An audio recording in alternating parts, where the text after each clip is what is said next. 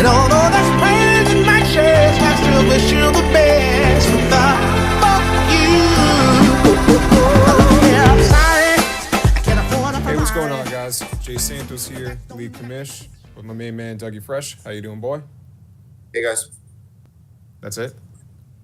that's it, man. This is a tough week, man. This is a lot happened today, man. And we're gonna, we just gotta rein the train back on the tracks. You know what I'm saying? Do you want to say anything for the people? Yeah, I mean, I'll just say I wish we had 10 members who cared as much about the league as others do. I mean, I wish everybody was on the same page and looked at this the way that most of us do in terms of making sure that you can stay competitive long term, not just let me try to win next week. That's my only piece. Okay. I'm not going to rebuttal that. I'm just going to give my opinion, and that was, where was this so-called aid when Scotty was making trades with other people? The betterment of the league, we're doing it for the better of the league, but that never happened before. And I know I showed you those, stats before we got on about how it actually is a better haul for Scotty's team than what I was getting. We're going to disagree on that, but it really didn't come down to that, because if it did, then people would actually see what's going on. But I digress. It's fantasy football. We'll move on. Listen, I'll say one more thing. When you have somebody who comes out and says that they're donating, that essentially they don't care, that's not fair to everyone else. That's it. And I'll say that people understand that. Oh, I agree with that. But other people took advantage of that beforehand. So did you. I know I took advantage of it, but so did you. So did Brian. So did other members. We're capping the amount of times that you can take advantage. Put it that way. We can leave it at that. I think everyone would be accepting of that answer and that ideology. Yeah, I can agree with that, but I'll disagree that I was taking advantage of them in this situation. But let's digress. And we'll move on to this week's rundown of betting locks of the week, the matchups. We'll go over the current standings and remaining schedule for the last 3 games, next week's matchups, and then this week's betting locks of the week. So last week, not one of our better weeks that we had. I went 1-1. I got the Chiefs right. Well, at least when I put in, I had it as the Chiefs getting 3.5. It actually moved to 3. Any smart man was going to take the hook there. You're good with calling that a win. That's if you didn't buy the half there, that was silly. Dumb. Well, I made up for it by being dumb and taking the Titans in the other game. That thing was a sucker bet. Yeah, that was pretty miserable. Didn't get that one right. But on your side, you went 3 for 3. You got the Seattle bet right, at least when you wanted to put it in. 3 and 3. I didn't go 3. If I went 3 for 3, I would have been perfect. I went 3 and 3. 3 and 3. Well, whatever, man. Well, for the people, man. I don't want them to think that I'm actually good, because I'm not. Well, I was going to tell them your record later on, but you didn't get the under right in the Seattle game. You got Detroit right, getting +4. Lamar Jackson didn't get a rushing touchdown, even though he had an absurd rushing game. You got the Dallas one right at +3.5, and you kind of shit the bed on the Tampa Bay pick. Well, they ended up making that thing close, actually. That was all garbage time points. I mean, it still counts. The whole team is garbage time, man. That thing's gross. I think both of those teams are garbage time. So far, I'm 5-1, and Doug is a respectable, very respectable 8-5. You still make money on that. 8-5. An 8-5 career extrapolated is in the Sports Betting Hall of Fame. That's a guarantee. It's definitely up there in regards to winning percentages. So I must be a first ballot Hall of Famer at 5-1. Oh yeah, that's big time. So all right. So last week's top matchups was Kevin versus Tommy and Timmy versus Brian. We'll go over Kevin versus Tommy, and Kevin put on a show, or should I say Maddie put on a show. It was not It was not close at all. Kevin's team pretty much went off all the way around. We kind of saw that with Leonard Fournette and Saquon Barkley going into plus matchups. And then the X factor that we said of Mike Evans, he finally had a Mike Evans game. And a big win for the Barretts because that was there was two playoff contenders battling it out, so that puts them in better position to win a playoff spot. And on Tommy's side, he really just got a good performance out of Aaron Jones and not really much else. It was not a great showing for Tommy, and as we'll see in a little bit, his schedule is not gonna. It doesn't really allow him to have any more letdowns in order to get into the playoffs. What do you think? Yeah, I mean, he's got the guys in there that we've talked about in the past, like Ricky Seals-Jones and Nelson Aguilar, Marlon Mack. Sterling Shepard is like the third or fourth option in that offense, and Eli is still not good. He went 17 of 18 this week, speaking about Eli, and like it didn't even look good. So that's how bad Eli Manning is.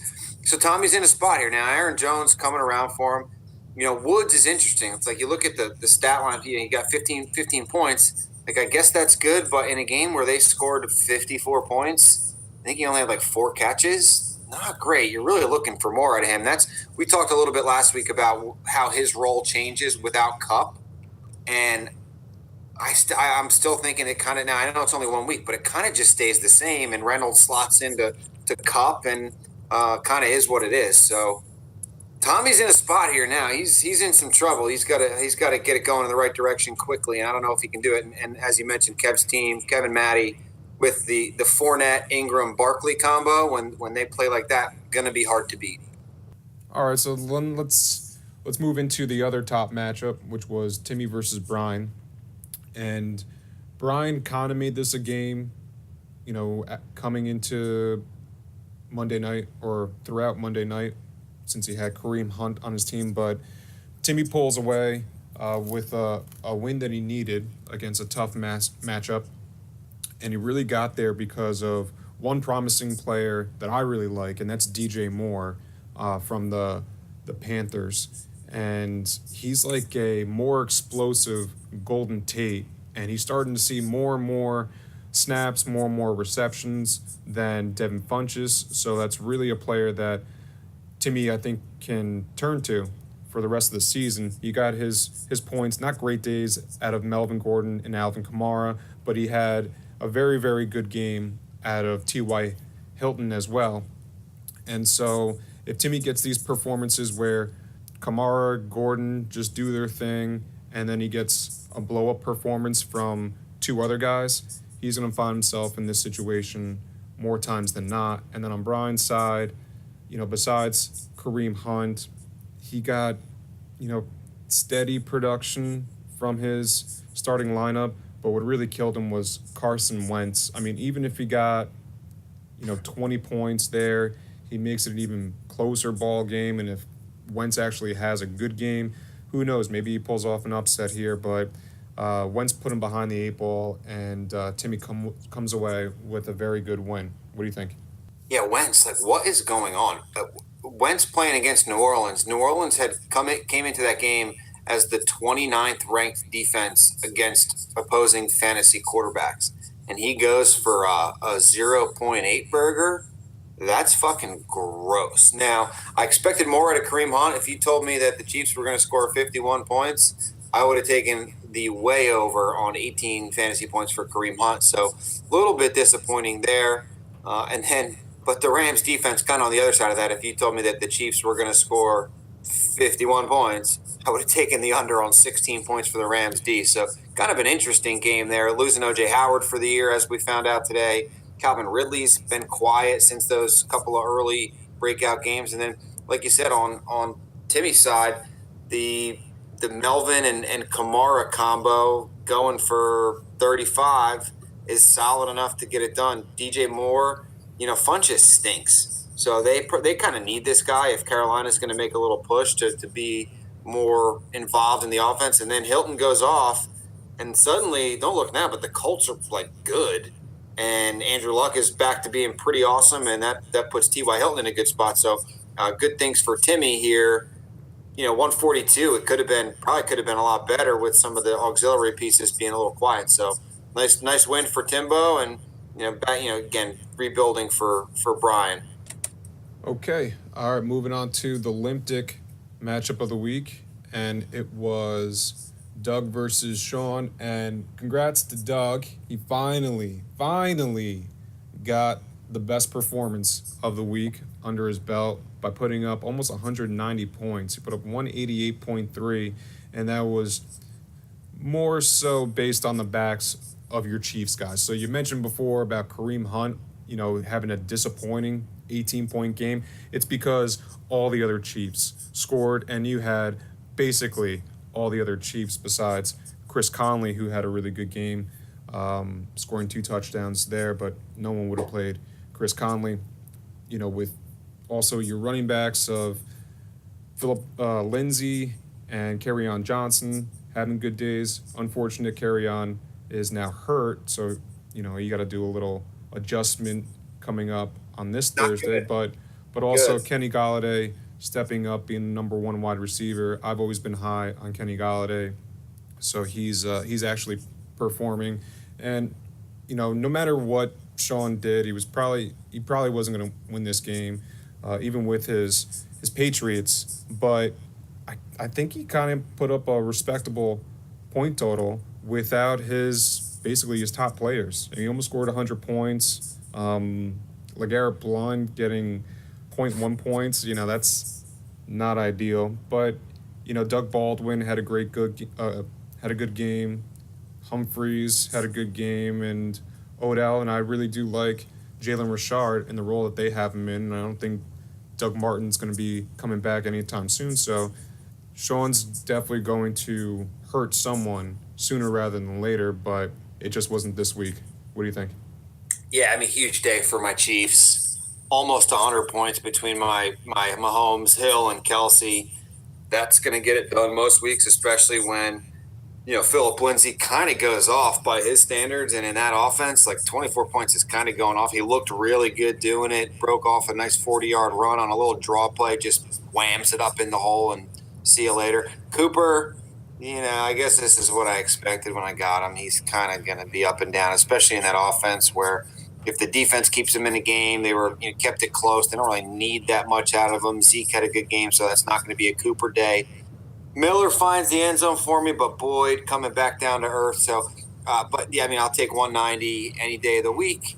Shauno, as you mentioned, respectable, but needed more out of Beckham, a little bit more out of Lockett, and it's just not enough without his Patriots. Yeah, he'll do better in future weeks. But so moving on to the other matchup so we can get through this. It was me versus Scotty and the Beaties versus Nick. We'll go with my matchup against Scotty, and it was one of my fortunate weeks of going against, a team that didn't score all that much because my matchups across the board were pretty tough. James Conner didn't have a good game. Joe Mixon got lucky, fell into the end zone. Matt Ryan only had 1 touchdown, but, 3 good performances from AP, Julio Jones, and Keenan Allen really put me over the top, and also my Bears defense. But on Scotty's side, he's got to feel a little promising for Jared Goff and, Jordan Reed actually doing well. And he actually did well, I think, when Colt McCoy went into that game. So he's definitely got some promising pieces on his side, but the rest of his team didn't really do much of anything. So, again, I got fortunate that I went against a lower scoring team today because this was definitely a situation where I could have lost to pretty much half of the league. What do you think? Yeah, good. Always good to withstand a lower scoring output. Yeah, I can't figure out what is going on with Dalvin Cook. What is he still hurt? Does he suck? What? I know they played Chicago, but that's gross, man. 0.5 points in a game that they were kind of in the whole way. I don't know. Find a way to catch a pass. Do something. Connor dropped that touchdown for you late in the game, would have been a nice tally for you. I'd throw 10 points onto his total, would have been just a little bit bigger for you. Keenan Allen kind of coming around here. I don't know how they lost that game, but they did. But he goes for 9 for 90 and a touchdown. I think you're going to get that out of him most weeks the rest of the way, especially as they need to keep winning. Julio, 3 weeks in a row, look out, finds the end zone. Good for you when you have him and Matt Ryan on the other side. For Scotty, kind of the lone bright spots here would be Goff with an awesome Monday night game, even ran one in. And then Devontae Adams with a really nice game. One of his best game of the season, 10 for 166. Would have been nice if he found the end zone. But this dude's, Rodgers getting more healthy. The defense isn't getting any better, so they just need to sling it around, and he's absolutely the guy. But the rest of the pieces for Scotty let him down. I mean, Demaryius Thomas, Sammy Watkins. Watkins wasn't even healthy enough to play in that game. He played one snap, caught a ball, and then was on the sideline. So tough one there, but that's what's going to happen to Scotty's team till he can get a little bit younger, a little bit more explosive. Yeah, I will say that this last week was going to be like the toughest matchups for the majority of my team. Looking at the future schedule, which we'll look at later, I don't have another week where my matchups are going to be that tough across the board, so everyone should watch out. And the last matchup was the Beaties versus Nick, and this one, man, Nick, I saw a couple times, Nick actually had the lead in this game, and it would have been incredible if he pulled it off. I know you were probably rooting for him to pull it off, but he does come up a little bit short. He lost by 10 points to the Beaties, who I thought were actually going to score more points with Todd Gurley and Brandon Cooks in that high-scoring affair. It just seemed like the two guys that they had on their team were the only two guys that didn't get into the end zone, but they still got great games out of my boy Stephon Diggs. Drew Brees did well, and the Houston defense, I think they got two. Yeah, they got one defensive touchdown, so that really helped them get over the top. But on Nick's side, very, very promising future running back stable that he has there. DJ, Zeke, Peyton Barber had a good game. He didn't put in Chris Carson for Rashad Penny, but he'll probably do that in future games. And then he's also going to get Chubb back. Josh Reynolds stepped into Cooper Kupp's role pretty seamlessly. And who knows? His two X factors are Curtis Samuel and MSV, Marquez Valdez-Scantling. If they can stay consistent, I can easily see Nick win out in his next three matchups and really hurt the playoff chances for some teams. What do you think? I didn't realize he didn't start a defense this week. That kind of sucks. I don't know if there's anybody on the wire who went for 10, but actually he picked up the Tennessee defense, and I think they scored negative points. So it was actually a good thing. I see that. I didn't realize he had just picked them up, but yeah. And then the Carson Penny thing. I mean, you're like, I don't know. Pete Carroll sucks. Like, you're just going to get that wrong sometimes. I don't know if he got it wrong or Penny just happened to be stuck in there. But Reynolds, we talked about with Woods before, but Reynolds kind of really viable now in that offense that goes three wide a ton of the time. I know they're not going to score 54 every week, and maybe he doesn't go for 17, but certainly seems to be involved. Curtis Samuel, also a guy coming around. So you're right. He's definitely some positives for him. And then on the BD side, I mean, Breeze and Diggs definitely carried him. As we've outlined, this is a team that can, Gurley and McCaffrey both had some light weeks, so I guess it could have been a lot better for them. But just seems like a team that has the potential to go way big or be kind of quiet. So certainly don't like to see them lingering around the back end of the playoff picture because of the Gurley, Breeze, McCaffrey situation. But I mean, good on Nick for putting up a good fight this week. And you're right, it was close. Okay, so when it comes to our picks so far, I'm 35-20. Doug, you're 27-28, and Brian only got one win this past week, and he's 28-27. you were, like what I said before, the top performer with 188.3 points, and Scotty comes in with the lowest point total this week of 91.6. So now our current standings, I think the only switch up was that the Beaties went ahead of Tommy, I believe. I believe that was the only shakeup that we had. You're still in the 3 hole, Timmy's still in the 2 hole, and the Barretts are still in 4th place. So, again, this is going to change. It could. I mean, you could go up to the 2nd seed at some point. The Beaties can go up to the 2nd seed, possibly. A lot can change, and that's pretty much based off of this remaining schedule that I see right here.